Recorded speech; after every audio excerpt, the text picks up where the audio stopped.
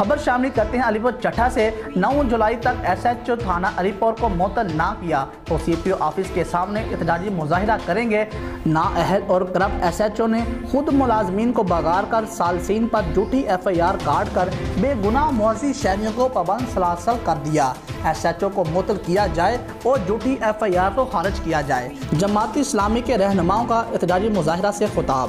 تفصیلات کے مطابق بتایا جا رہا ہے کہ جماعت اسلامی زون علی پور PP 52 نے UC امیر کو حبس میں جام میں رکھنے اور جھوٹی FIR کے خلاف تھانہ SHO علی پور کے خلاف ایک بڑا احتجاجی مظاہرہ کیا،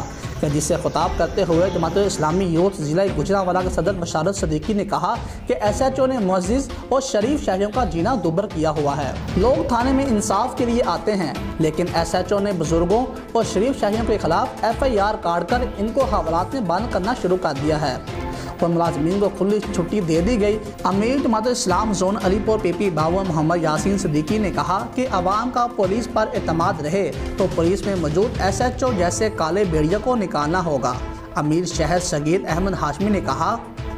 کہ موجودہ SHO کے دور میں آئے روز جرائم میں اضافہ ہو رہا ہے اور اس کے ساتھ بہاون لگا بے لگام مہنگائی اور سودی نظام کے خلاف جماعت اسلامی کا احتجاج، بڑی تعداد میں تاجروں اور شہریوں کی شرکت، حکومت کے مخالف شدید نعرے بازی کی گئی۔ آپ کو ایک بار پھر بتائیں کہ بہاون لگا جماعت اسلام کے زیر تمام بڑھتی ہوئی مہنگائی اور سودی نظام کے خلاف ضلع دفتر سے سٹی چوک تک حکومت مخالف احتجاجی ریلی نکالی گئی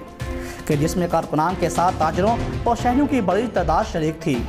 چودھری ولید ناصر ضلع امیر جماعت اسلامی بہاون نگر اور دیگر مقررین نے مظاہرین سے خطاب کرتے ہوئے کہا کہ عمران خان کی سرکار نے عوام کو مہنگائی کی دلدل میں دھکیل دیا اور تبدیلی کے نام پر عوام پر مسلط سرکار نے مہنگائی کے سابقہ ریکارڈ توڑ دیے ہیں۔ عام آدمی کے لیے اپنی سفید پوش چھپانا مشکل ہو چکا ہے اور ملک میں جاری سودی نظام نے معیشت کو تباہ کر کے رکھ دیا ہے۔ سود اللہ سے بغاوت اور جنگ ہے کہ جس کا ریاست مدینہ میں محبوب حضرت محمد صلی اللہ علیہ وسلم نے خاتمہ کیا اور حکمران ریاست مدینہ کا نام استعمال کر کے عوام کو بیوقوف نہیں بنا سکتے۔